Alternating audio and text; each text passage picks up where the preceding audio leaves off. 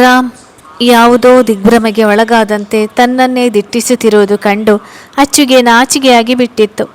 ರಾಮ್ ಎಂದು ಉಸಿ ಗದರಿದ ಹುಡುಗಿ ಅವನ ತೋಳಿಗೆ ಮುಖ ಹೊತ್ತಿದಾಗ ತಲೆ ಕೆಡವಿ ಯಾಕೆ ಮರಳಿದ ಹುಡುಗ. ಮುದ್ದು, ನೀವು ಆಗಲೇ ಏನು ಹೇಳಿದ್ದು? ಇನ್ನೊಂದ್ಸಲ ಹೇಳಿ ಪ್ಲೀಸ್ ಎಂದ ಅವಳ ಮೊಗವನ್ನು ತನ್ನ ಬೊಗಸೆಯಲ್ಲಿ ತುಂಬಿಕೊಂಡು ಅವಳ ಕಣ್ಣಲ್ಲಿ ಕಣ್ಣಿಟ್ಟು ಕೇಳಿದ. ಅವನ ಕಣ್ಣಲ್ಲಿ ಕಣ್ಣಿಟ್ಟು ದೀನವಾಗಿ ದಿಟ್ಟಿಸುತ್ತಾ, I want to be with you for ever and ever. We are meant to be together. I love you Ram ಎಂದು ಅವನ ಆನೆಗೆ ಆನೆ ತಗ್ಗಿಸಿದಾಗ ಅವನಿಗಾದ ಖುಷಿಯಲ್ಲಿ ಬಾಯಿಂದ ಒಂದು ಪದವೂ ಹೊರಬರಲಿಲ್ಲ. ಹೃದಯ ಮಿತಿಮೀರಿ ತನ್ನ ಇರುವಿಕೆ ತೋರಲು ಶುರು ಮಾಡಿದಾಗ ಅವಳನ್ನು ಬಿಟ್ಟು ಎದ್ದು ನಿಂತ ರಾಮ್ಗೆ ತನ್ನವಳು ತನ್ನ ಪ್ರೀತಿಯನ್ನು ಒಪ್ಪುವುದರ ಜೊತೆಯಲ್ಲಿ ಅದನ್ನು ಹೇಳಿಕೊಂಡಿದ್ದು ಕಂಡು ಜಗತ್ತನ್ನೇ ಗೆದ್ದಷ್ಟು ಖುಷಿಯಾಯಿತು. ಸೊಂಟದ ಮೇಲೆ ಕೈಯೂರಿ ತನ್ನವಳನ್ನು ರೆಪ್ಪೆ ಬಡಿಯದೆ ದಿಟ್ಟಿಸಿದ ರಾಮ್. ಮುದ್ದು, ಹಾಗಾದರೆ ನೀವು ನಿಮ್ಮ ಹಳೆಯ ಪ್ರೀತಿಯನ್ನು ಮರೆತು ನನ್ನ ಪ್ರೀತಿಯನ್ನು ಒಪ್ಪಿಕೊಳ್ತೀರಾ ಎಂದು ಎಕ್ಸೈಟ್ಮೆಂಟ್ನಲ್ಲಿ ಪ್ರಶ್ನೆ ಮಾಡಿಬಿಟ್ಟ. ಅವಳ ಮನಸ್ಸಿನ ಮೇಲೆ ಈ ಪ್ರಶ್ನೆ ಎಂಥ ಪರಿಣಾಮ ಬೀರಬಹುದು ಎಂದು ಅವನು ಯೋಚಿಸಿರಲಿಲ್ಲ. ಅವನ ಪ್ರಶ್ನೆಗೆ ಅಚ್ಚುವಿನ ಹೃದಯದಲ್ಲಿ ಸಾತ್ವಿಕ್ ಮೊಗ ಮೂಡಿ ಅವಳ ಮುಖದಲ್ಲಿ ದುಃಖ ಮತ್ತು ಬೇಸರ ತೊನೆದಾಡಿತು. ಅವನನ್ನು ತನ್ನ ಜೀವಕ್ಕಿಂತ ಹೆಚ್ಚಾಗಿ ಪ್ರೀತಿ ಮಾಡುತ್ತಿದ್ದ ಹುಡುಗಿಗೆ ಅವನ ಪ್ರೀತಿಯನ್ನು ಮರೆಸುವಷ್ಟು ಮತ್ತೊಬ್ಬರ ಕಡೆಯಿಂದ ಪ್ರೀತಿ ಸಿಕ್ಕಿದೆ. ಲೆಕ್ಕಕ್ಕೆ ಇಲ್ಲದಷ್ಟು ಅವನ ನೆನಪುಗಳೇ ತುಂಬಿದ ಹೃದಯದಲ್ಲಿ ಇಂದು ಮತ್ತಾರದು ರೂಪ ಮೂಡಿದೆ. ಬದುಕಿನ ಜೊತೆ ಕಾಲವು ಎಷ್ಟು ಮಾಯಾವಿ ಎಂದು ನೆನೆದವಳ ಕಣ್ಣಿನಿಂದ ಸಣ್ಣ ಹನಿಯೊಂದು ಜಾರಿತು. ಮುಖ ತಿರುಗಿಸಿ ಕಣ್ಣು ಒರೆಸಿಕೊಂಡ ಮಡದಿಯನ್ನು ಕಂಡು ರಾಮ್ ಮೊಗ ಪೆಚ್ಚಾಯಿತು. ತಾನೀಗ ಅವಳ ಹಳೆಯ ಪ್ರೀತಿಯ ಬಗ್ಗೆ ಮಾತನಾಡಿ ಅವಳಿಗೆ ಹಳೆಯದನ್ನೆಲ್ಲ ನೆನಪು ಮಾಡಿ ಎಂಥ ತಪ್ಪು ಮಾಡಿಬಿಟ್ಟೆ ಎಂದವನ ಮನಸ್ಸು ಕನಲಿತು. ಒಡನೆ ಬಂದು ಅವಳ ಪಕ್ಕದಲ್ಲಿ ಕುಳಿತ ರಾಮ್. ಮುದ್ದು, ಸಾರಿ, ಖುಷಿಯಲ್ಲಿ ನಾನು ಹಳೆಯ ವಿಷಯ ಮಾತನಾಡಬಾರ್ದಿತ್ತು ಎಂದ. ಅವನ ದನಿಯಲ್ಲಿನ ಪಶ್ಚಾತ್ತಾಪವನ್ನು ಗಮನಿಸಿದ ಅಚ್ಚು ನಿಟ್ಟುಸಿರು ಬಿಟ್ಟು, ರಾಮ್, ಬದುಕಿನ ನೆನಪುಗಳು ಬರೆದಿಟ್ಟ ಹಳೆಯ ಪುಸ್ತಕದ ಹಾಗೆ, ಬೇಡವೆಂದರೂ ಒಮ್ಮೊಮ್ಮೆ ಮೆಲುಕು ಹಾಕಿ ಬಿಡುತ್ತವೆ. ನೀವೇನೂ ಇಲ್ಲದೆ ಇರುವುದನ್ನು ಕೇಳಿಲ್ವಲ್ಲ. ನಮ್ಮ ಮದುವೆಯಾಗಿ ಸುಮಾರು ದಿನಗಳವರೆಗೂ ನಾನು ನಿಮ್ಮನ್ನು ಹೇಟ್ ಮಾಡ್ತಲೇ ಬಂದಿದ್ದೆ. ನನ್ನ ಬದುಕಿನಲ್ಲಿ ಸಾತ್ವಿಕ್ ಸ್ಥಾನವನ್ನು ನೀವು ಯಾವತ್ತೂ ಪಡೆಯೋದಕ್ಕೆ ಸಾಧ್ಯವೇ ಇಲ್ಲ ಅಂತ ನನಗೆ ನಾನೇ ತುಂಬ ಸಲ ಹೇಳಿಕೊಂಡಿದ್ದೆ. ಬಟ್ ವಾಸ್ತವ ನೋಡಿ, ನನಗೆ ನಿಮ್ಮ ಮೇಲೆ ಪ್ರೀತಿಯಾಗಿದೆ. ನನ್ನ ಮುಂದಿನ ಜೀವನ ನಿಮ್ಮ ಜೊತೆ ಇರಬೇಕೆಂಬ ಒಂದಿಷ್ಟು ಆಸೆಗಳು ಚಿಗುರಿವೆ ಎಂದಳು. ಅವಳ ಹಣೆಗೆ ಗಟ್ಟಿಯಾಗಿ ಮುತ್ತಿಟ್ಟ Ram. You are the only thing that exist in my world. Everything I do just to see a smile on your face ಮುದ್ದು. ಐ ಲವ್ ಯು ಟು ಎಂದವಳ ಕಂಗಳಿಗೆ ಪ್ರೀತಿಯಿಂದ ಮುತ್ತಿಟ್ಟ. ತಾನು ಸಹ ಅವನ ಹಣೆಗೆ ಪ್ರೀತಿಯಿಂದ ಮುತ್ತಿಟ್ಟ ಅಚ್ಚು. ರಾಮ್, ಅಂತೂ ಹಠ ಮಾಡಿ ಕಡೆಗೂ ನನ್ನನ್ನು ಸೋಲಿಸಿಬಿಟ್ಟಿರಿ ನಿಮ್ಮ ಪ್ರೀತಿಯ ಮುಂದೆ ಎಂದು ಛೇಡಿಸಿದಳು. ನಾವು ಮನಸ್ಸಿಗೆ ಹಚ್ಚಿಕೊಂಡು ತುಂಬ ಪ್ರೀತಿ ಮಾಡುವ ಜೀವದ ಜೊತೆ ಜೀವನ ಕಳೆಯಬೇಕೆಂದರೆ ಋಣ ಕೂಡ ಇರಬೇಕು ಮುದ್ದು, ಇಲ್ಲದಿದ್ದರೆ ಬದುಕು ಕಠಿಣ ಅನ್ನಿಸುತ್ತದೆ ಎಂದ ರಾಮ್ ಮಾತನ್ನು ಅವಳು ಒಪ್ಪಲೇಬೇಕಾಯಿತು. ಪ್ರೀತಿಗೂ ಋಣಕ್ಕೂ ಇರುವ ವ್ಯತ್ಯಾಸ ಅವಳಿಗೆ ಈಗಾಗಲೇ ಚೆನ್ನಾಗಿ ಅರಿವಾಗಿತ್ತು. ತುಂಬ ದಿನಗಳ ನಂತರ ಮನಸ್ಸಿಗೆ ನೆಮ್ಮದಿ ಆವರಿಸಿದ ಕಾರಣ ನಿಮಿಷಗಳು ಸರಿಯುವವರೆಗೂ ಈ ಜೋಡಿ ಇಹವನ್ನು ಮರೆತಂತೆ ಸಮುದ್ರವನ್ನು ನೋಡುತ್ತಾ ಕುಳಿತರು. ಅಷ್ಟರಲ್ಲಿ 3-4 ಜನ ಹುಡುಗರು ತಾವಿದ್ದ ಗ್ಲಾಸ್ ವಾಲ್ ಕಡೆ ಮಾತನಾಡುತ್ತಾ ಬರುತ್ತಿರುವುದನ್ನು ಕಂಡು ಎಚ್ಚೆತ್ತ ರಾಮ್. ಮುದ್ದು, ಬನ್ನಿ, ರೂಮಿಗೆ ಹೋಗೋಣ, ತುಂಬ ತಡವಾಯಿತು ಎಂದು ಎದ್ದು ನಿಂತು ಕೈ ಚಾಚಿದ. ಅವನ ಮಾತಿಗೆ ಸರಿ ಎಂದು ತಲೆಯಾಡಿಸಿ ಕೈ ಬೆಸೆದು ಎದ್ದು ನಿಂತ ಅಚ್ಚು ತಮ್ಮ ವಿಲ್ಲಗೆ ಹೊರಟಾಗ ಆ ಹುಡುಗರು ಮುಂದೆ ಬಂದು ನಿಂತರು. Excuse me bro, can you help us to take a photo on that glass wall ಎಂದು ನಮ್ರತೆಯಿಂದ ಕೇಳಿದರು. ರಾಮ್ ಅಚ್ಚುವಿನ ಕಡೆ ನೋಡಿ, 1 ನಿಮಿಷ ಇಲ್ಲೇ ನಿಲ್ಲಿ, ನಾನು ಬೇಗ ಬರ್ತೇನೆ ಎಂದ.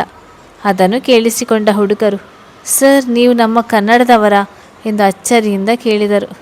ಅವರಿಗೆ ಸಣ್ಣದಾಗಿ ಸ್ಮೈಲ್ ಮಾಡಿದ ರಾಮ್, ಎಸ್, ನಾವು ಕನ್ನಡದವರೇ, ವೆಕೇಷನ್ಗೆ ಅಂತ ಇಲ್ಲಿಗೆ ಬಂದಿದ್ದೀವಿ ಎಂದಾಗ, ಹಾಯ್ ಸರ್, ನಾವು ಕೂಡ ಕನ್ನಡದವರೇ, ನಮಗೆ ಪ್ರಪಂಚ ಪರ್ಯಟನೆ ಮಾಡುವ ಹುಚ್ಚು, ಅದಕ್ಕೆ ಇಲ್ಲಿಗೆ ಬಂದಿದ್ದೇವೆ ಎಂದು ಬಡಬಡಿಸಿದರು. ಸರಿ, ಬನ್ನಿ, ನಿಮಗೆ ಫೋಟೋ ತೆಗೆಯುವುದಕ್ಕೆ ಹೆಲ್ಪ್ ಮಾಡಿ, ನಾವು ಹೋಗ್ತೇವೆ ಎಂದು ರಾಮ್ ಅವಸರ ತೋರಿದ. ಆ ಹುಡುಗರು ಸಣ್ಣ ಮಟ್ಟಿಗೆ ಡ್ರಿಂಕ್ಸ್ ಮಾಡಿದ್ದು ಅವರ ಬಾಯಿಂದ ಬರುತ್ತಿದ್ದ ದುರ್ನಾತದಿಂದ ರಾಮ್ಗೆ ಅರಿವಾಯಿತು. ತನ್ನವಳ ಜೊತೆ ಅಲ್ಲಿ ಹೆಚ್ಚು ಹೊತ್ತು ಇರುವುದು ಸರಿಯಲ್ಲ ಎಂದು ಅವನಿಗೆ ಅನಿಸಿತು. ಸಮುದ್ರದ ಕುರ್ಲಿಗಾಳಿಗೆ ಎರಡು ಕೈಯಿಂದ ಭುಜ ಉಜ್ಜಿಕೊಂಡು ನಿಂತಿದ್ದ ಅಚ್ಚುವಿನ ಅಪ್ರತಿಮ ಸೌಂದರ್ಯವನ್ನು ಕಂಡು ಆ ಹುಡುಗರಿಗೆ ಮತ್ತೇರಿದಂತಾಯಿತು. ಅವರು ಅವಳನ್ನು ನೋಡುತ್ತಿದ್ದ ರೀತಿಯನ್ನು ಸಹಿಸಲಾಗದ ರಾಮ್ ಬೇಗ ಎಂದು ದವಡೆ ಬಿಗಿದು ಹೇಳಿದ, ಓ ಸಾರಿ ಸರ್, ತುಂಬ ಅರ್ಜೆಂಟ್ನಲ್ಲಿ ಇದ್ದೀರಾ ಅನ್ನಿಸ್ತದೆ ಎಂದವರು ಗ್ಲಾಸ್ ವಾಲ್ ಒಳಗೆ ನುಸುಳಿ ವಿಚಿತ್ರವಾಗಿ ಫೋಟೋ ತೆಗೆಸಿಕೊಂಡರು. ಸರ್, ಬಾಲಿಯಲ್ಲಿ ನಮ್ಮವರು ಸಿಕ್ಕಿದರು ಅನ್ನುವ ನೆನಪಿಗಾಗಿ ಒಂದು ಗ್ರೂಪ್ ಫೋಟೋ ತೆಗೆದುಕೊಳ್ಳೋಣ ಅವರನ್ನು ಕೂಗಿ ಎಂದು ಅಚ್ಚು ಕಡೆ ನೋಡುತ್ತಾ ಕೇಳಿದಾಗ ರಾಮ್ಗೆ ಕಿರಿಕಿರಿಯಾಯಿತು. ಮುದ್ದು, ಬನ್ನಿ ಇಲ್ಲಿ ಎಂದು ರಾಮ್ ಕರೆಯಲು ಅಚ್ಚು ಗೊಂದಲದಿಂದಲೇ ಬಂದಳು. ರಾಮ್ ಅವಳನ್ನು ಜಾಗ್ರತೆಯಿಂದ ತನ್ನ ಪಕ್ಕದಲ್ಲಿ ನಿಲ್ಲಿಸಿಕೊಂಡು ಫೋಟೋಗೆ ಸ್ಮೈಲ್ ಮಾಡಿ ಓಕೆ, ನಾವಿನ್ನು ಬರುತ್ತೇವೆ ಎಂದು ಹೊರಟಾಗ, ಒಂದು ನಿಮಿಷ ಸರ್, ಇವರ ಜೊತೆ ಒಂದು ಫೋಟೋ ತೆಗೆದುಕೊಳ್ಳುತ್ತೇವೆ ಎಂದದ್ದು ಕೇಳಿ ಅವನ ತಾಳ್ಮೆ ಕುಸಿಯಿತು. ದ್ಯಾಟ್ಸ್ ನಾಟ್ ಪಾಸಿಬಲ್ ಎಂದು ಗಡುಸಾಗಿ ನುಡಿದು ಅಚ್ಚು ಕೈ ಹಿಡಿದು ಹೋಗುತ್ತಿದ್ದಾಗ ಅವರು ಅಡ್ಡ ನಿಂತರು. ಅಯ್ಯೋ, ಯಾಕೆ ಸರ್ ಇಷ್ಟೊಂದು ಸಿಟ್ಟು ಮಾಡಿಕೊಳ್ತೀರಾ? ನಾವು ನಿಮ್ಮ ಗರ್ಲ್ ಫ್ರೆಂಡ್ ಜೊತೆ ಒಂದೇ ಒಂದು ಫೋಟೋ ಕೇಳಿದ್ವಷ್ಟೇ. ನೀವು ನೋಡಿದರೆ ನಿಮ್ಮ ಗರ್ಲ್ ಫ್ರೆಂಡ್ ಅನ್ನುವ ಬೇರೆ ರೀತಿ ಬಳಸಿಕೊಳ್ಳುವುದಕ್ಕೆ ಕೇಳುತ್ತಿದ್ದೇವೆ ಅನ್ನುವ ಹಾಗೆ ಸಿಟ್ಟು ಮಾಡಿಕೊಳ್ಳುತ್ತಿದ್ದೀರಾ ಎಂದವನ ಮುಖದಲ್ಲಿದ್ದ ವ್ಯಂಗ್ಯದ ನಗು ರಾಮ್ ತಾಳ್ಮೆಯನ್ನು ಪೂರ್ತಿ ಕಸಿಯಿತು. ಆ ಪೋಖ್ರಿಗಳ ಕಡೆ ಕೆಂಗಣ್ಣು ಬೀರುತ್ತಾ ಒಳ್ಳೆಯ ರೀತಿಯಲ್ಲಿ ಹೇಳುತ್ತಿದ್ದೇನೆ, ಸುಮ್ಮನೆ ನಮಗೆ ತೊಂದರೆ ಕೊಡದೆ ಇಲ್ಲಿಂದ ಹೋಗುವುದಕ್ಕೆ ಬಿಡಿ ಎಂದು ಎಚ್ಚರಿಕೆ ಕೊಟ್ಟ. ವಾತಾವರಣ ಬದಲಾಗುತ್ತಿರುವುದನ್ನು ಕಂಡು ಅಚ್ಚು ಹೆದರಿ ತನ್ನವನ ಹಸ್ತವನ್ನು ಬಿಗಿಯಾಗಿ ಹಿಡಿದಳು. ರಾಮ್ ಕಣ್ಮುಚ್ಚಿ ನಾನಿದ್ದೇನೆ, ಹೆದರುವ ಅಗತ್ಯವಿಲ್ಲ ಎಂದು ಧೈರ್ಯ ತುಂಬಿದ. ಅಷ್ಟರಲ್ಲಿ ಒಬ್ಬ ಹುಡುಗ, ಲೋ ಮಗ, ಯಾಕೋ ಅವರಿಗೆ ತೊಂದರೆ ಕೊಡ್ತೀಯಾ? ಸರ್ ತುಂಬ ಅರ್ಜೆಂಟ್ನಲ್ಲಿದ್ದಾರೆ, ರೂಮಿಗೆ ಹೋಗಿ ತಮ್ಮ ಗರ್ಲ್ ಫ್ರೆಂಡ್ ಜೊತೆ ಮಜಾ ಮಾಡುವುದಕ್ಕೆ ಎಂದು ನಾಲಿಗೆ ಜಾರಿದೊಡನೆ ರಾಮ್ ರೋಷದ ಕಟ್ಟೆ ಹೊಡೆಯಿತು. ಕೈಯಲ್ಲಿದ್ದ ಪ್ಲಾಟಿನಂ ಕಡಗವನ್ನು ಮುಂಗೈಗೆ ಸೇರಿಸಿ ಮುಷ್ಟಿ ಬಿಗಿದವನು ಅವನ ಮುಖಕ್ಕೆ ಕೋಪದಿಂದ ಗುದ್ದಿದ. ಅವನ ಮೂಗಿನಿಂದ ರಕ್ತ ಹರಿಯತೊಡಗಿದಾಗ ಉಳಿದಿಬ್ಬರು ರಾಮ್ ಮೇಲೆ ಅಟ್ಯಾಕ್ ಮಾಡಿದರು. ರಾಮ್ನಲ್ಲಿದ್ದ ರಾವಣ ಗುಣವನ್ನು ಕೆರಳಿಸಿದ ಆ ಹುಡುಗರು ಅವನು ತನ್ನ ಗೆಳೆಯನನ್ನು ಸಾಯುವಂತೆ ಥಳಿಸುತ್ತಿರುವುದನ್ನು ಕಂಡು ಖುದ್ದು ಹೋದರು. ರೋಷದಿಂದ ರಾಮ್ ಮೇಲೆ ಮುಗಿಬಿದ್ದರು. ಅವರ ಹೊಡೆದಾಟ ನೋಡಿ ಅಚ್ಚು ನಡುಗಿ ಹೋದಳು. ಸದಾ ತಾಳ್ಮೆಯ ಪ್ರತಿರೂಪದಂತಿದ್ದ ತನ್ನವನು ಮೂವರನ್ನು ಮುಖ ಮೂತಿ ನೋಡದೆ ಚಚ್ಚುತ್ತಿರುವುದನ್ನು ಕಂಡು ಅವಳು ಬೆಚ್ಚಿ ಬಿದ್ದಳು. ಅವನಲ್ಲಿ ಅಷ್ಟು ಕ್ರೋಧ ತುಂಬಿತ್ತು. ಅವರು ತಪ್ಪಿಸಿಕೊಳ್ಳಲು ಯತ್ನಿಸಿದರೂ ರಾಮ್ ಅವರನ್ನು ಬೆನ್ನಟ್ಟಿ ಬೆಂಡೆತ್ತಿದ. ಏನ್ರು, ನನ್ನ ಗರ್ಲ್ ಫ್ರೆಂಡನ್ನು ಬೇರೆ ಏನಕ್ಕೋ ಬಳಸಿಕೊಳ್ಳುವ ಆಲೋಚನೆ ಇದೆಯಾ ನಿಮಗೆ? ಹಲ್ಕ ನನ್ನ ಮಕ್ಕಳೇ, ಅವಳು ನನ್ನ ಗರ್ಲ್ ಫ್ರೆಂಡ್ ಅಲ್ಲ, ನನ್ನ ಹೆಂಡತಿ. ನನ್ನ ಮುಂದೆ ನನ್ನ ಹೆಂಡತಿಯನ್ನು ಕೆಟ್ಟದಾಗಿ ನೋಡುವುದಲ್ಲದೆ ನಾಲಿಗೆ ಜಾರಿಸ್ತೀರಾ ಎಂದು ಸಿಟ್ಟಿನಿಂದ ಒಬ್ಬೊಬ್ಬರ ಮೈ ಮೂಲೆ ಮುರಿಯುತ್ತಿದ್ದ ರಾಮ್ ಒಬ್ಬ ರಾಕ್ಷಸನಂತೆ ಕಾಣುತ್ತಿದ್ದ. ಎಲ್ಲರ ದೇಹದಿಂದ ರಕ್ತ ಸುರಿಯುತ್ತಿರುವುದನ್ನು ಕಂಡು ಎದರಿದ ಅಚ್ಚು, ರಾಮ್ ಪ್ಲೀಸ್ ಬಿಟ್ಟೆ ಬಿಡಿ ಅವರನ್ನು ಎಂದು ಅವನ ತೋಳು ಹಿಡಿದು ತಡೆಯಲು ಬಂದಳು. ದೂರ ಹೋಗಿ ನಿಂತ್ಕೊಳ್ಳಿ ಎಂದು ಅಬ್ಬರಿಸಿದವನನ್ನು ಕಂಡು ಅಚ್ಚು ಬೆಚ್ಚಿದ್ದಳು. ಕಣ್ಣುಗಳು ತುಂಬಿ ಬಂದವು. ಅವನ ಮುಂದೆ ಸ್ವರ ಹೊರಡಿಸಲು ಸಾಧ್ಯವಾಗದೆ ಕಂಗಾಲಾದಳು. ಈಗ ಇವನನ್ನು ತಡೆಯದಿದ್ದರೆ ಅವರ ಜೀವ ಹೋಗುವುದು ಖಚಿತವಾಗಿತ್ತು. ಅಷ್ಟರಲ್ಲಿ ಜಗಳ ನೋಡಿ ಬಂದ ಇಬ್ಬರು ಸೆಕ್ಯೂರಿಟಿ ಗಾರ್ಡ್ಗಳು ರಾಮ್ನನ್ನು ಹಿಡಿದರು. ಸರ್, ಪ್ಲೀಸ್ ತಾಳ್ಮೆ ತಂದುಕೊಳ್ಳಿ, ಈಗಾಗಲೇ ಅವರು ಸಾಯುವಂತೆ ಪೆಟ್ಟು ತಿಂದಿದ್ದಾರೆ, ನಾನು ಅವರನ್ನು ಪೊಲೀಸರಿಗೆ ಒಪ್ಪಿಸ್ತೇನೆ ಎಂದು ಕನ್ವಿನ್ಸ್ ಮಾಡಲು ಯತ್ನಿಸಿದರು. ತನ್ನನ್ನು ಹಿಡಿದಿದ್ದವರ ಕೈಗಳನ್ನು ಹೊರಟಾಗಿ ಹೊದರಿದ ರಾಮ್, ಏನ್ರಿ ಸುಮ್ಮನೆ ಆಗೋದು, ಎಷ್ಟು ಕೆಟ್ಟದಾಗಿ ಮಾತನಾಡ್ತಾರೆ ಗೊತ್ತಾ ಇವರು ಎಂದು ಗುಡುಗಿದ. ಅವನ ಅಬ್ಬರಕ್ಕೆ ಗಾರ್ಡ್ಗಳು ಕೂಡ ಬೆಚ್ಚಿ ಬಿದ್ದರು. ಸರ್ ಪ್ಲೀಸ್, ಇವರು ನಮ್ಮ ವಿಲ್ಲದಲ್ಲಿ ಸ್ಟೇ ಮಾಡ್ತಿರೋದು, ನಾವು ಪೊಲೀಸರಿಗೆ ಇನ್ಫಾರ್ಮ್ ಮಾಡಿದ್ದೇನೆ, ಅವರು ಬಂದ ಮೇಲೆ ಬುದ್ಧಿ ಕಲಿಸ್ತಾರೆ, ದಯವಿಟ್ಟು ಕಾನೂನನ್ನು ಕೈಗೆತ್ತಿಕೊಳ್ಬೇಡಿ ಎಂದು ಬೇಡಿದಾಗ ರಾಮ್ ಅಸಹನೆಯಿಂದ ಕನಳಿದ. ಕರೆದುಕೊಂಡು ಹೋಗಿ ಇವರನ್ನು ಮೊದಲು ಇಲ್ಲಿಂದ ಎಂದು ಅಬ್ಬರಿಸಿದಾಗ ಗ್ಲಾಸ್ ವಾಲ್ ತುಂಬ ಅವನ ಕರ್ಕಶದ ಪ್ರತಿಧ್ವನಿಸಿ ಅಚ್ಚು ಹರಣಿಯಂತೆ ಹೆದರಿದಳು. ಅವನ ಕೆಂಪಾದ ಕಣ್ಣುಗಳು ಮತ್ತು ಸಿಟ್ಟಿನಿಂದ ಬುಸುಕಡುತ್ತಿದ್ದ ರೀತಿ ಕಂಡು ಅವಳ ಎದೆ ಜಲ್ಲೆಂದಿತು. ಗಾರ್ಡ್ಗಳು ಆ ಹುಡುಗರ ಕೊರಳ ಪಟ್ಟಿ ಹಿಡಿದು ಎಳೆದುಕೊಂಡು ಹೋದರು. ಈ ಹಿಂದೆಯೂ ಅವರು ಕುಡಿದ ಮತ್ತಿನಲ್ಲಿ ಹೀಗೆ ಮಾಡಿದ್ದರಿಂದ ಗಾರ್ಡ್ಗಳು ಅವರನ್ನು ಕಠಿಣವಾಗಿ ನಡೆಸಿಕೊಂಡರು. ಇಷ್ಟು ದಿನ ರಾಮನಂಥ ಸ್ವಭಾವದ ತನ್ನವನೊಳಗೆ ಅಡಗಿದ್ದ ಈ ರಾವಣ ರೂಪ ಕಂಡು ಅಚ್ಚು ನಡುಗಿ ಹೋಗಿದ್ದಳು. ಅವನನ್ನು ಮಾತನಾಡಿಸುವ ಧೈರ್ಯವೂ ಅವಳಲ್ಲಿರಲಿಲ್ಲ. ಹಿಂದಿನ ಘಟನೆ ಅವಳಿಗೆ ಆಘಾತ ನೀಡಿತ್ತು. ತನ್ನವಳು ಕೇವಲ ಮಾತಿನಲ್ಲಿ ಮಾತ್ರ ಘಾಟಿ ಎನ್ನುವುದನ್ನು ಮರೆತಿದ್ದ ರಾಮ್, ಮುದ್ದು ಬನ್ನಿ ರೂಮಿಗೆ ಹೋಗೋಣ ಎಂದ. ಅವನ ದನಿಯಲ್ಲಿದ್ದ ಕಟುತನ ಕಂಡು ಅವಳು ಮತ್ತೆ ಬೆಚ್ಚಿ ಬಿದ್ದಳು. ತನ್ನ ಟಾಪ್ ಕಿವುಚುತ್ತಾ ಬಿಗಿಯಾಗಿ ಕಣ್ಣು ಮುಚ್ಚಿದ ಹುಡುಗಿಗೆ ಮೊದಲ ಬಾರಿಗೆ ತನ್ನವನನ್ನು ಕಂಡು ಜೀವ ಹೋಗುವಷ್ಟು ಭಯವಾಗುತ್ತಿತ್ತು.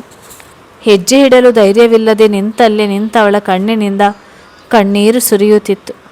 ಇನ್ನೂ ಶಮನವಾಗದ ಸಿಟ್ಟನ್ನು ನೆಲಕ್ಕೆ ಕಾಲು ಹಪ್ಪಳಿಸಿ ಹರಿಬಿಟ್ಟ ರಾಮ್. ಅವಳ ಕೈ ಹಿಡಿದು ಕರೆದುಕೊಂಡು ಹೊರಟಾಗ ಅಚ್ಚು ಉಸಿರು ಬಿಗಿ ಹಿಡಿದು ಮೌನವಾಗಿ ಅವನ ಜೊತೆ ಹೆಜ್ಜೆ ಹಾಕಿದಳು. ಈಗ ತಾನೇ ಗಾಢ ನಿದ್ರೆಗೆ ಜಾರಿದ್ದ ರಾಮ್ ಮಡದಿಯ ನರಳಾಟದ ದನಿ ಕೇಳಿ ಅನುಮಾನದಲ್ಲಿಯೇ ಎದ್ದು ಲೈಟ್ ಆನ್ ಮಾಡಿದ. ಬೆಡ್ನ ಕೊನೆಯಲ್ಲಿ ಮುದುಡಿ ಮಲಗಿದ್ದ ಅಚ್ಚುವಿನ ಕಡೆ ಕಣ್ಣಾಯಿಸಿದ. ಹಿಂದಿನ ತನ್ನವನ ಕಟ್ಟು ನಡೆಗೆ ಎದರಿದ್ದ ಅಚ್ಚು ಮಲಗುವಾಗಲೂ ಭಯದಲ್ಲಿ ಅವನಿಂದ ಅಂತರ ಕಾಪಾಡಿಕೊಂಡು ಮಲಗಿದ್ದಳು. ರಾಮ್ ಅದನ್ನು ಗಮನಿಸಿದ್ದರೂ ಅವನ ಮನಸ್ಸು ಮತ್ತು ತಲೆ ಕೆಟ್ಟಿದ್ದರಿಂದ ತನ್ನ ಪಾಡಿಗೆ ತಾನು ಮಲಗಿಬಿಟ್ಟಿದ್ದ. ಕಣ್ಣು ಬಿಡದೆ ಮೈ ಬಿಗಿ ಮಾಡುತ್ತಾ ನರಳಾಡುತ್ತಿದ್ದ ತನ್ನವಳನ್ನು ಗಮನಿಸಿ ಅವಳ ಸನಿಹ ಬಂದವನು ಅನುಮಾನದಲ್ಲಿ ಅವಳ ಹಣೆ ಮತ್ತು ಕುತ್ತಿಗೆ ಮುಟ್ಟಿ ಪರೀಕ್ಷೆ ಮಾಡಿದ. ಅವನ ಹೃದಯ ಕಂಪಿಸಿತ್ತು. ಮೈ ಕೆಂಡದಂತೆ ಬೇಯುತ್ತಿರುವುದು ಕಂಡು ಅರೆ ನಿಮಿಷ ಅವನ ಕೈಕಾಲು ಅಡ್ಡಾಡದಂತಾಯಿತು. ಅಷ್ಟು ತೀವ್ರವಾಗಿತ್ತು ಜ್ವರದ ತಾಪ. ರಾತ್ರಿ ತಾನು ತಾಳ್ಮೆ ಕಳೆದುಕೊಂಡು ಆ ಹುಡುಗರ ಜೊತೆ ಹೊಡೆದಾಡಿದ್ದು ಅಲ್ಲದೆ ಅಚ್ಚು ತನ್ನನ್ನು ತಡೆಯಲು ಬಂದಾಗ ಅವಳ ಜೊತೆಯೂ ಕಟುವಾಗಿ ನಡೆದುಕೊಂಡದ್ದನ್ನು ನೆನೆದು ಓ ಶಿಟ್ ಎಂದು ಅಸಹನೆಯಿಂದ ಮುಷ್ಟಿ ಬಿಗಿದ. ಒಡನೆ ತಮ್ಮ ರೂಮಿನಲ್ಲಿದ್ದ ಇಂಟರ್ಕಾಮ್ ಮೂಲಕ ರಿಸೆಪ್ಷನ್ಗೆ ಕಾಲ್ ಮಾಡಿ ಮಡದಿಗೆ ಜ್ವರ ಬಂದಿರುವುದಾಗಿ ತಿಳಿಸಿ ಬೇಗ ಡಾಕ್ಟರನ್ನು ಕಳುಹಿಸಿಕೊಡುವಂತೆ ಮನವಿ ಮಾಡಿದ್ದ ರಾಮ್. ಅಚ್ಚು ಜ್ವರದ ತಾಪ ಹೇರಿದಂತೆಲ್ಲ ನರಳಾಟ ಜಾಸ್ತಿ ಮಾಡುತ್ತಿದ್ದದನ್ನು ಕಂಡು ಅವಳ ಬಳಿ ಬಂದು ಮುದ್ದು ಎಚ್ಚರ ಮಾಡಿಕೊಳ್ಳಿ ಎಂದು ಅವಳ ಕೆನ್ನೆ ತಟ್ಟಿ ಎಚ್ಚರಿಸುವ ಪ್ರಯತ್ನ ಮಾಡಿದ. ಬಟ್ ಅವನ ಕೋಪಾವೇಶಕ್ಕೆ ತತ್ತರಿಸಿದ ಹುಡುಗಿಗೆ ಕೆಲವೇ ಸಮಯದಲ್ಲಿ ಜೋರು ಜ್ವರ ಬಂದು ಅವಳನ್ನು ನಿತ್ರಣಗೊಳಿಸಿತು. ಅವಳಿಗೆ ತನ್ನ ಮಾತು ಕೇಳುತ್ತಿದ್ದರೂ ಎಚ್ಚರಗೊಳ್ಳದಷ್ಟು ಸುಸ್ತಾಗಿರುವುದನ್ನು ಕಂಡು ರಾಮ್ ಜೀವ ನಿಲ್ಲದಂತಾಯಿತು. ಅವಳ ಪರಿಸ್ಥಿತಿ ನೋಡುತ್ತಿದ್ದಂತೆ ಹದಗೆಡುತ್ತಿರುವುದನ್ನು ಕಂಡು ಅವನ ಹಣೆಯಲ್ಲಿ ಬೆವರಿಳಿಯಿತು. ಗಟ್ಟಿಯಾಗಿ ಹಣೆ ಹೊತ್ತುಕೊಳ್ಳುತ್ತಾ ಈಗ ಏನು ಮಾಡಬೇಕೆಂದು ತೋಚದೆ ಮತ್ತೊಮ್ಮೆ ಅಲ್ಲಿನ ಮ್ಯಾನೇಜ್ಮೆಂಟ್ಗೆ ಕಾಲ್ ಮಾಡಲು ಮುಂದಾದಾಗ ಅಲ್ಲಿನ ಸ್ಟಾಫ್ ಜೊತೆ ಬರುವ ಡಾಕ್ಟರನ್ನು ಕಂಡು ಹೋದ ಜೀವ ಬಂದಂತಾಯಿತು. ಡಾಕ್ಟರ್, ನನ್ನ ಹೆಂಡತಿಗೆ ತುಂಬ ಫೀವರ್ ಆಗಿದೆ. ನಾನು ಎಷ್ಟು ಎಚ್ಚರಿಸಲು ಪ್ರಯತ್ನಿಸಿದರೂ ಎಚ್ಚರಗೊಳ್ಳುತ್ತಿಲ್ಲ ಎಂದು ಒಂದೇ ಉಸಿರಿಗೆ ಬಡಬಡಿಸಿದ. 2 ನಿಮಿಷ ಸರ್, ನಾನು ಅವರಿಗೆ ಏನಾಗಿದೆ ಅಂತ ಪರೀಕ್ಷೆ ಮಾಡಿ ಟ್ರೀಟ್ ಮಾಡ್ತೇನೆ ಎಂದ ಡಾಕ್ಟರ್. ಅಚ್ಚುವನ್ನು ಪರೀಕ್ಷೆ ಮಾಡಿ ಏರಿದ್ದ ಜ್ವರದ ತಾಪ ಇಳಿಸಲು ಇಂಜೆಕ್ಷನ್ ಕೊಟ್ಟರು. ಆಕೆ ತೊಟ್ಟಿದ್ದ ಹುಲನ್ ಕ್ರಾಫ್ಟ್ ಟಾಪ್ ಹಾಗೂ ಲಾಂಗ್ ಕಾಟನ್ ಸ್ಕರ್ಟ್ ಗಮನಿಸಿ ಆ ಬಟ್ಟೆ ಬದಲಾಯಿಸಿ ತೆಳುವಾದ ಬಟ್ಟೆ ತೊಡಿಸುವಂತೆ ಸೂಚಿಸಿ ಹೋದರು. ಡಾಕ್ಟರ್ ಹೇಳಿದಂತೆ ತನ್ನವಳ ಬಟ್ಟೆ ಬದಲಾಯಿಸಲು ಅವನ ಮನಸ್ಸು ಸ್ವಲ್ಪ ಹೊತ್ತು ಹಿಂದೇಟು ಹಾಕಿತಾದರೂ ತಾನು ಅವಳ ಕೊರಳಿಗೆ ತಾಳಿ ಕಟ್ಟುವಾಗ ಕಾಯ ವಾಚ ಮನಸ ನಾತಿ ಚರಾಮಿ ಎಂದು ನೀಡಿದ್ದ ವಚನ ನೆನೆದು ನಿಟ್ಟುಸಿರುಬಿಟ್ಟ. ಅವಳಿಗೆ ಪೈಜಾಮ ಮತ್ತು ಸ್ಲೀಪ್ ಶಾರ್ಟ್ಸ್ ತೊಡಿಸಿದವನ ಮನದಲ್ಲಿ ಪಶ್ಚಾತ್ತಾಪದ ಭೂಗತಲೆ ಎದ್ದಿತು. ಆಕೆ ತನ್ನ ಹಳೆಯ ಪ್ರೀತಿಯನ್ನು ಮರೆತು ತನ್ನ ಪ್ರೀತಿಯನ್ನು ಒಪ್ಪಿ ಸಂಬಂಧವನ್ನು ಗಟ್ಟಿ ಮಾಡಿಕೊಳ್ಳಲು ಮುಂದಾದರೆ ತಾನು ತಾಳ್ಮೆ ಕಳೆದುಕೊಂಡು ಬ್ರಗದಂತೆ ವರ್ತಿಸಿ ಅವಳಿಗೆ ಇಂಥ ಪರಿಸ್ಥಿತಿ ತಂದೆ ಎಂದು ಸಂಕಟಪಟ್ಟ. ಅವಳ ತಲೆ ನೆವರಿಸುತ್ತಾ ಕುಳಿತ ರಾಮ್ ಮುಂದೆ ಯಾವತ್ತೂ ಹೀಗೆ ವರ್ತಿಸಬಾರದೆಂದು ನಿರ್ಧಾರ ಮಾಡಿದ್ದ. ಅವಳನ್ನು ಆವರಿಸಿದ ಬೆಂಕಿಯಂಥ ಜ್ವರ ಶಮನವಾಗಿತ್ತು. ಬೆಳಗಿನ ಜಾವ 5 ಗಂಟೆಗೆ ಸಣ್ಣದಾಗಿ ಮಿಸುಕಾಡುತ್ತಾ ಎಚ್ಚರಗೊಳ್ಳುತ್ತಿದ್ದ ಮಡದಿಯ ಹಸ್ತದ ಮೇಲೆ ಹಸ್ತವಿರಿಸಿದ ರಾಮ್ ಮೃದು ಧ್ವನಿಯಲ್ಲಿ ಮುದ್ದು ಎಂದ. ಅವಳಿಗೆ ತೀರ ಹತ್ತಿರದಲ್ಲಿ ಕರೆದದ್ದು ಕಂಡು ಬೆಚ್ಚಿದವಳ ಕೈ ತನ್ನ ಕೈಯನ್ನು ಬಿಗಿಯಾಗಿ ಹಿಡಿದದ್ದನ್ನು ಕಂಡು ರಾಮ್ಗೆ ಹೃದಯ ಹಿಂಡಿದಂತಾಯಿತು. ತನ್ನ ಕಟು ನಡೆ ಅವಳ ಮನಸ್ಸಿನ ಮೇಲೆ ಎಂಥ ಪರಿಣಾಮ ಬೀರಿದೆ ಎಂಬ ಅರಿವಾಯಿತು. ಮೃದುವಾಗಿ ಅವಳ ತಲೆ ನೆವರಿಸುತ್ತಾ ಮುದ್ದು ಕಣ್ಣು ಬಿಡಿ ಎಂದು ದನಿಯಲ್ಲಿ ಮೃದುತನ ತುಂಬಿ ಮನವಿ ಮಾಡಿದ. ಗಟ್ಟಿಯಾಗಿ ಹಿಡಿದಿದ್ದ ಅವನ ಕೈಯನ್ನು ಬಿಡದೆ ಮೆಲ್ಲಗೆ ಕಣ್ಣು ತೆರೆದವಳ ಕಣ್ಣುಗಳಲ್ಲಿ ಗಾಬರಿ ಇತ್ತು. ಅಚ್ಚು ಕಂಡಿದ್ದ ರಾಮ್ ಶ್ರೀರಾಮಚಂದ್ರನಂತೆ ತಾಳ್ಮೆಯುಳ್ಳವನು. ಆದರೆ ನಿನ್ನೆ ರಾತ್ರಿಯ ರೂಪ ಕಂಡು ತಾನು ಯಾರೋ ಬೇರೆಯವರ ಜೊತೆ ಇದ್ದಂತೆ ಅವಳಿಗೆ ಭಾಸವಾಗುತ್ತಿತ್ತು. ಅವಳ ಕಣ್ಣಿನಲ್ಲಿದ್ದ ಭಯ ಮತ್ತು ಚಡಪಡಿಕೆ ಕಂಡು ಬಾಗಿ ಅವಳ ಹಣೆಗೆ ಮೃದುವಾಗಿ ಮುತ್ತಿಟ್ಟ ರಾಮ್. ಮುದ್ದು, ಐ ಆಮ್ ಸೋ ಸಾರಿ. ಅವರು ನಿಮ್ಮ ಬಗ್ಗೆ ಹಾಗೆಲ್ಲ ಕೆಟ್ಟದಾಗಿ ಮಾತನಾಡಿದ್ದು ನನ್ನಿಂದ ಸಹಿಸಲು ಆಗಲಿಲ್ಲ. ಅದಕ್ಕೆ ಅಷ್ಟೊಂದು ತಾಳ್ಮೆ ಕಳೆದುಕೊಂಡು ಬಿಟ್ಟೆ ಎಂದು ಪಶ್ಚಾತ್ತಾಪದಿಂದ ಕ್ಷಮೆ ಕೇಳಿದ. ಅವಳೇನು ಮಾತನಾಡಲಿಲ್ಲ. ಮೆಲ್ಲಗೆ ಎದ್ದು ಕುಳಿತುಕೊಳ್ಳಲು ಪ್ರಯತ್ನಿಸುತ್ತಿದ್ದವಳಿಗೆ ಸಹಾಯ ಮಾಡಿ ಪಕ್ಕದಲ್ಲಿ ಕುಳಿತ ರಾಮ್. ಮುದ್ದು, ಏನಾದರೂ ಮಾತಾಡಿ. ನನ್ನ ಮೇಲೆ ಸಿಟ್ಟು ಬರುತ್ತಿದ್ದರೆ ನನ್ನ ಮೇಲೆ ತೋರಿಸಿಕೊಳ್ಳಿ, ಬಟ್ ಹೀಗೆ ಸೈಲೆಂಟ್ ಆಗಿದ್ದು ನನ್ನನ್ನು ಒದ್ದಾಡುವಂತೆ ಮಾಡಬೇಡಿ ಎಂದು ಕೈ ಹಿಡಿದು ರಿಕ್ವೆಸ್ಟ್ ಮಾಡಿದ. ತುಂಬಿದ ಕಣ್ಣುಗಳಿಂದ ಅವನನ್ನು ದಿಟ್ಟಿಸಿದ ಅಚ್ಚು. ರಾಮ್, ನನಗೆ ರಾತ್ರಿ ನಿಮ್ಮ ಹೊಸ ರೂಪ ನೋಡಿದ ಮೇಲೆ ನಿಮ್ಮ ಜೊತೆ ಮಾತನಾಡೋದಿರಲಿ, ನಿಮ್ಮ ಮುಖ ನೋಡಲು ಹೆದರಿಕೆ ಆಗ್ತದೆ. ನಿಮ್ಮ ನಿಜವಾದ ಕ್ಯಾರೆಕ್ಟರ್ ಇದೇನಾ ಅಂತ ಅನುಮಾನ ಬರುತ್ತಿದೆ ಎಂದು ಬಿಕ್ಕಳಿಸಿದಳು. ಅವಳನ್ನು ಎದೆಗೊತ್ತಿಕೊಂಡ ರಾಮ್, ಮುದ್ದು ಪ್ಲೀಸ್, ನಾನು ಅಷ್ಟೊಂದು ತಾಳ್ಮೆ ಕಳೆದುಕೊಳ್ಬಾರ್ದಿತ್ತು. ಅದಕ್ಕೆ ಎಷ್ಟು ಸಲ ಬೇಕಾದರೂ ಸಾರಿ ಕೇಳ್ತೇನೆ. ಆದರೆ ತನ್ನ ಮುಂದೆ ಹೆಂಡತಿ ಬಗ್ಗೆ ಕೆಟ್ಟದಾಗಿ ಮಾತನಾಡಿದರೆ ಯಾವ ಗಂಡಸು ತಾನೇ ಸುಮ್ಮನೆ ಇರ್ತಾನೆ? ನನ್ನ ಹೆಂಡತಿ ವಿಚಾರದಲ್ಲಿ ಯಾರಾದರೂ ಅನಗತ್ಯವಾಗಿ ಮೂಗು ತೂರಿಸಿದರೆ ನಾನು ತುಂಬ ಕೆಟ್ಟವನಾಗಿ ಬಿಡ್ತೇನೆ ಎಂದು ದೃಢವಾಗಿ ನುಡಿದ. ಹಾಗಂತ ಅವರನ್ನು ಸಾಯುವಂತೆ ಹೊಡೆಯುವುದೇ ಎಂದು ಅಚ್ಚು ಅಸಮಾಧಾನದಿಂದ ಕೇಳಿದಳು. ಅವರು ನಿಮ್ಮನ್ನು ಕೆಟ್ಟ ದೃಷ್ಟಿಯಿಂದ ನೋಡಿದ್ದಕ್ಕೆ ಅವರ ಪರಿಸ್ಥಿತಿ ಆಗಾಯಿತು. ಇನ್ನು ನಿಮ್ಮ ಕೈಬೆರಳು ಟಚ್ ಮಾಡಿದ್ದರೂ ಬಹುಶಃ ನಾನು ಅವರನ್ನು ಜೀವಂತ ಉಳಿಸುತ್ತಿರಲಿಲ್ಲ ಎಂದವನ ಕಣ್ಣು ರೋಷದಿಂದ ಕೆಂಪಾಗಿದ್ದನ್ನು ಕಂಡು ಅಚ್ಚು ಮತ್ತೆ ಬೆಚ್ಚಿದ್ದಳು. ಇನ್ನಷ್ಟು ಎದುರಿಸ್ತಿದ್ದಾನೆ ಎಂದರಿತವನು, ಮುದ್ದು, ಇನ್ನೊಂದ್ಸಲ ಇಂಥ ತಪ್ಪು ಆಗದಂತೆ ಎಚ್ಚರ ವಹಿಸ್ತೇನೆ ಎಂದು ಪ್ರಾಮಿಸಿಂಗ್ ಟೋನ್ನಲ್ಲಿ ನುಡಿದಾಗ ಅವಳು ತುಸು ಸಮಾಧಾನಗೊಂಡಳು. ರಾತ್ರಿಯೆಲ್ಲ ನಿದ್ರೆ ಮಾಡಲಿಲ್ವಾ ನೀವು ಎಂದು ಕಾಳಜಿಯಿಂದ ಕೇಳಿದಳು. ನೀವು ಹೈ ಫೀವರ್ನಲ್ಲಿ ಸಫರ್ ಮಾಡ್ತಿದ್ರೆ ನನ್ನಿಂದ ಕಣ್ಣು ಮುಚ್ಚಲು ಹೇಗೆ ಸಾಧ್ಯ ಮುದ್ದು ಎಂದು ಅವಳನ್ನು ಮರುಪ್ರಶ್ನೆ ಮಾಡಿದ.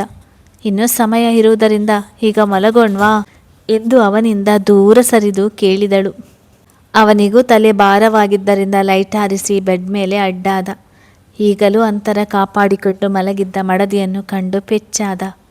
ಮುದ್ದು, ಇನ್ನು ನಿಮಗೆ ನನ್ನ ಮೇಲಿನ ಹೆದರಿಕೆ ಹೋಗಲಿಲ್ವಾ ಎಂದು ನಿರಾಸವಾಗಿ ಕೇಳಿದಾಗ ಮೆಲ್ಲಗೆ ಸರಿದು ಬಂದು ಅವನ ತೋಳಿಗೆ ತಲೆ ಇರಿಸಿದಳು ಅಚ್ಚು. ಇಂಜೆಕ್ಷನ್ ಕೊಡಿಸಿದ್ದಾರಲ್ಲ ಎಂದು ಮುನಿಸಿನಿಂದ ಕೇಳಿದಳು. ಸೊಂಟ ಚುರುಗುಟ್ಟುತ್ತಿತ್ತು ಅವಳಿಗೆ. ಜ್ವರ ವಾಸಿಯಾಗಲು ಇಂಜೆಕ್ಷನ್ ಕೊಡಿಸ್ಬೇಕಲ್ವಾ ಮುದ್ದು ಎಂದವನ ಮುಖದಲ್ಲಿ ಪುಟ್ಟ ನಗು ಮೂಡಿತು. ಟ್ಯಾಬ್ಲೆಟ್ ಕೊಟ್ಟಿದ್ದರೂ ವಾಸಿ ಆಗ್ತಿತ್ತು. ನಾನು ಮನೆಯಿಂದಲೇ ಫೀವರ್ ಟ್ಯಾಬ್ಲೆಟ್ ತಂದಿದ್ದೆ ಎಂದವಳ ಮೇಲೆ ಮುದ್ದುಕ್ಕಿ ಅವಳ ತುಟಿಗೆ ಮುತ್ತಿಟ್ಟ ರಾಮ್. ನೀವು ತಂದ ಟ್ಯಾಬ್ಲೆಟ್ ತಿನ್ನಲು ಸಪೋರ್ಟ್ ಮಾಡಿದ್ದರೆ ನಾನು ಯಾಕೆ ಅರ್ಧರಾತ್ರಿಯಲ್ಲಿ ಡಾಕ್ಟರ್ ಕರೆಸ್ತಿದ್ದೆ ಎಂದು ಕೇಳಿದಾಗ ಅವಳು ಸುಮ್ಮನಾದಳು. ಪರಿಸ್ಥಿತಿ ತಿಳಿಯಾದದ್ದನ್ನು ಕಂಡು ತನ್ನವಳನ್ನು ಹಗುರವಾಗಿ ಬಳಸಿ ಕಣ್ಣ ಮುಚ್ಚಿದ ರಾಮ್. ಅಂದು ವರುಣ್ ಭುವನಾಳನ್ನು ತನ್ನ ಆಫೀಸ್ಗೆ ಕರೆದುಕೊಂಡು ಬಂದಿದ್ದ. ತನ್ನ ಕಂಪನಿಯ ಪ್ರತಿಯೊಬ್ಬರಿಗೂ ತಾನು ಮದುವೆಯಾಗುವ ಹುಡುಗಿಯನ್ನು ಪರಿಚಯಿಸಲು ಬಂದಿದ್ದ. ನೇರವಾಗಿ ತಮ್ಮ ಕೆಲಸದಲ್ಲಿ ಮುಳುಗಿ ಬಿದ್ದ ಸ್ಟಾಫ್ ಬಳಿ ಬಂದು ಹಾಯ್ ಎವ್ರಿವನ್ ಎಂದು ಎಲ್ಲರ ಗಮನ ಸೆಳೆದ. ಬಾಸ್ ಬಂದಿದ್ದನ್ನು ಕಂಡು ಎಲ್ಲರೂ ಎದ್ದು ನಿಂತರು ಮತ್ತು ಜೊತೆಗಿದ್ದ ಭುವನಾಳನ್ನು ಗೊಂದಲದಿಂದ ನೋಡಿದರು. ಕೆಲವರಿಗೆ ಈಕೆ ಬಾಸ್ ಮದುವೆ ಆಗುತ್ತಿರುವ ಹುಡುಗಿ ಎಂದು ತಿಳಿದಿದ್ದರೂ ಏಕಾಏಕಿ ಇಲ್ಲಿಗೆ ಕರೆತಂದ ಉದ್ದೇಶ ತಿಳಿಯಲಿಲ್ಲ. ಎಲ್ಲರೂ ಪಿಸುಗುಟ್ಟುತ್ತಿರುವುದನ್ನು ಕಂಡು ಭುವನ ಅಸಮಾಧಾನದಿಂದ ವರುಣ್ ಪ್ಲೀಸ್ ಬನ್ನಿ ಹೋಗೋಣ ಎಂದಳು. 1 ಮಿನಿಟ್ ಡಿಯರ್ ಎಂದ ವರುಣ್. ಗಾಯ್ಸ್, ನನ್ನ ಜೊತೆಗಿರುವ ಹುಡುಗಿ ಯಾರು ಅಂತ ನಿಮಗೆ ಗೊತ್ತಿದೆ ಅನ್ನಿಸ್ತದೆ, ಆದರೂ ಪರಿಚಯಿಸ್ತೇನೆ. ಇವರು ಭುವನ, ಕ್ರಿಸ್ಟಲ್ ಕಂಪನಿಯ ಓನರ್ ತಾರಕ್ ರಾಮ್, ಅವರ ಒಬ್ಬಳೇ ತಂಗಿ. ಸದ್ಯಕ್ಕೆ ನಾವಿಬ್ಬರು ಎಂಗೇಜ್ಡ್ ಕಪಲ್ಸ್, ಶೀಘ್ರದಲ್ಲಿ ಮದುವೆ ಆಗುತ್ತಿದ್ದೇವೆ ಎಂದಾಗ ಎಲ್ಲರೂ ಕಂಗ್ರಾಟ್ಸ್ ಹೇಳಿದರು. ವರುಣ್ ಮುಂದುವರಿದು, ಇನ್ನು ಮುಂದೆ ಭುವನ ಆಫೀಸ್ಗೆ ಬಂದಾಗ ನೀವು ನನಗೆಷ್ಟು ರೆಸ್ಪೆಕ್ಟ್ ಕೊಡ್ತೀರೋ ಅವರಿಗೂ ಅಷ್ಟೇ ಕೊಡಬೇಕು. ಈ ಕಂಪನಿಯ ಮೇಲೆ ನನಗಿರುವಷ್ಟೇ ಪವರ್ ಅವರಿಗೂ ಇದೆ ಎಂದಾಗ ಭುವನ ಅಚ್ಚರಿಗೊಂಡಳು. ವರುಣ್ ಅವಳನ್ನು ಪರಿಚಯಿಸಿದ ಹಿಂದೆ ಬೇರೆಯೇ ಉದ್ದೇಶವಿತ್ತು.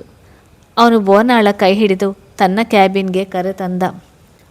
ವರುಣ್, ನಾನು ನಿಮ್ಮನೆಗೆ ಸೊಸೆಯಾಗಿ ಬರುತ್ತಿದ್ದೇನೆ ಹೊರತು ನಿಮ್ಮ ಕಂಪನಿಯನ್ನು ನೋಡಿಕೊಳ್ಳುವುದಕ್ಕಲ್ಲ ಎಂದು ಭುವನ ಕಿರಿಕಿರಿ ವ್ಯಕ್ತಪಡಿಸಿದಳು. ವರುಣ್ ಮನದಲ್ಲೇ ನಕ್ಕ. ಕ್ಯಾಬಿನ್ ಡೋರ್ ಲಾಕ್ ಮಾಡಿ ಅವಳ ಬಳಿ ಬಂದಾಗ ಭುವನ ಹೆದರಿದಳು.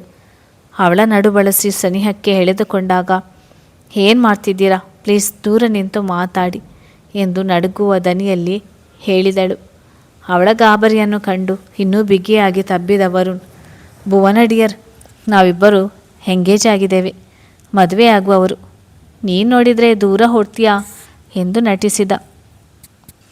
ವರುಣ್ ಪ್ಲೀಸ್, ಇದು ಆಫೀಸ್, ನೆನಪಿರಲಿ ಎಂದು ಅವಳು ಕೊಸರಾಡಿದಾಗ, ಅದ್ಯಾಕೆ ಯಾವಾಗಲೂ ನನ್ನಿಂದ ದೂರ ಹೋಗಲು ಟ್ರೈ ಮಾಡ್ತೀಯಾ ಎಂದು ಗದರಿದ.